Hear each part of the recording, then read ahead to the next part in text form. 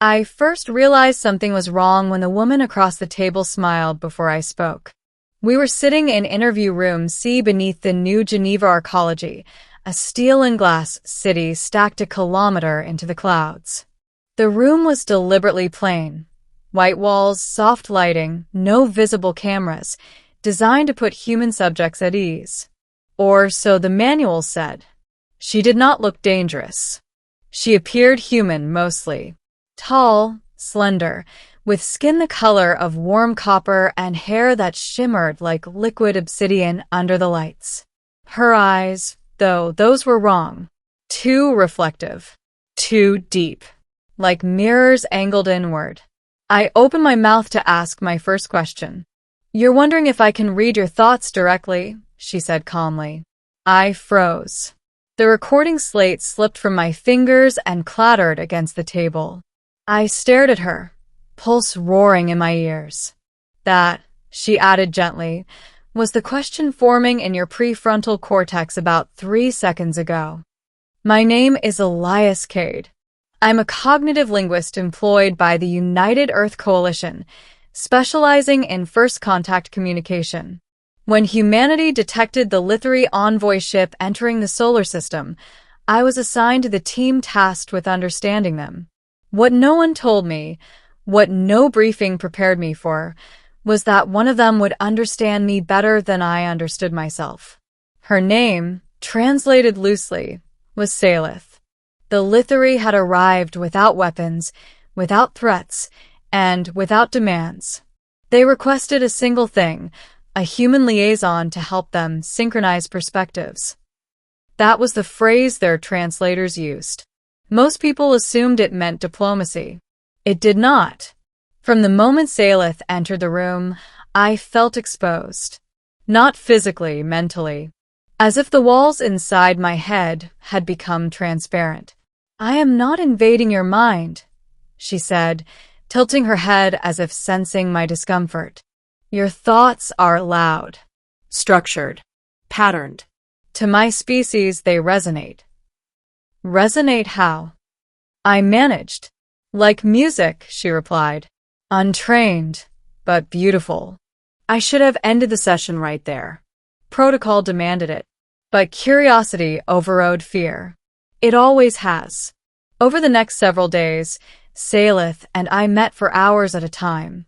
She explained that the Lithari evolved without spoken language. Their communication developed through neural attunement, a shared mental field allowing emotions, concepts, and intentions to flow freely between them. Words, to her people, were an inefficient afterthought. Humans, on the other hand, were fascinating anomalies.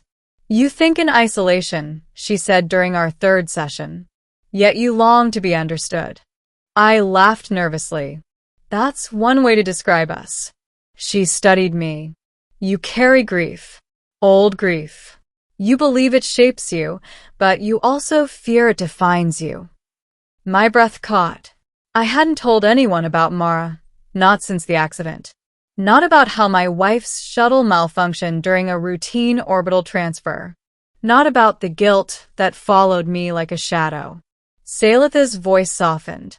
"I am sorry. Your pain is sharp." I stood abruptly. "This session is over."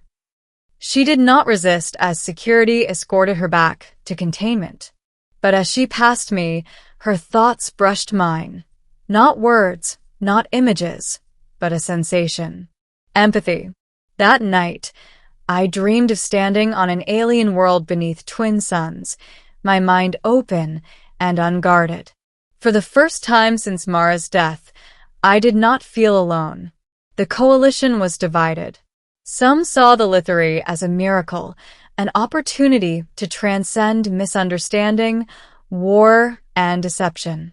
Others saw them as an existential threat. If they could read thoughts, what defense did humanity have? The answer came sooner than anyone expected. A week into negotiations, global communication networks began to fail. Not collapse, quiet. Arguments dissolved mid-sentence. Online hate campaigns lost momentum. Political tension softened. People described a strange sensation, like being heard, even when alone. The Lithri were not attacking. They were broadcasting. Salith explained it to me in a private session, her eyes reflecting the soft blue glow of the containment field. "We are amplifying your latent capacity," she said. "Your species already possesses neural structures capable of resonance. You simply never learn to use them." "You're changing us without consent," I said. She shook her head. "We are offering connection. You may refuse." "Can we?" I asked bitterly. For the first time, she hesitated. "The truth," she admitted, "is that your world is approaching a cognitive singularity. Fragmentation. Collapse. We have seen it before. Species that cannot share understanding destroy themselves. And you think mind-linking us is the solution?" "I think," she said softly, "it is the only one." The coalition demanded a shutdown of the broadcast. Military leaders prepared contingency plans that included Salith's termination.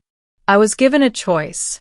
Help Salith stabilize the resonance, guide it so humans could adapt safely, or step aside and let fear dictate humanity's response. I spent the night alone in my quarters, staring at the city lights below. Mara used to say I thought too much, that I hid in my mind instead of living. Salith knew exactly what I was thinking now. If we connect, will we lose ourselves?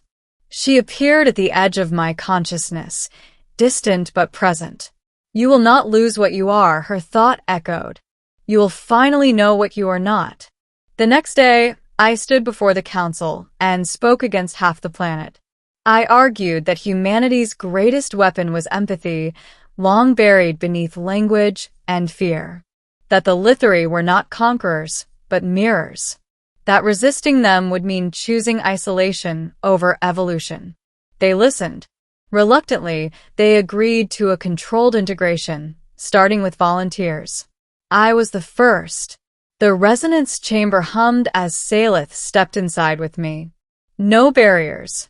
No translators. Just two minds standing on the edge of something vast. "Are you afraid?" she asked. "Yes," I said honestly. "So am I," she replied. "That is why this matters." When the field activated, there was no pain. There was clarity. I felt memories that were not mine. Salith's childhood beneath violet skies, the warmth of her people's shared consciousness, the sorrow of leaving her world behind. In return, she felt my loneliness, my love for Mara, the ache of being human in a crowded yet disconnected world. For a moment, we were not alien and human. We were simply aware. When the chamber powered down, I was on my knees, tears streaming down my face. Salith steadied me, her touch gentle. "You are stronger than you believe," she said. The change did not happen overnight. But it did happen. Over months, then years, humanity learned to listen, not just with ears, but with minds. Wars did not vanish, but lies became harder to maintain. Compassion spread faster than fear. The Lithri did not stay forever. Their mission was never to rule, only to guide. On the day Salith left Earth, we stood together beneath an open sky. "You will be remembered," I told her. She smiled, truly smiled this time. "So will you." In every thought shaped by understanding. As her ship vanished into the stars, I felt the faint echo of her presence fade. Not gone, but no longer needed. For the first time, the silence in my mind felt peaceful. The alien woman had known exactly what I was thinking, and in helping me face it, she helped humanity learn to think together.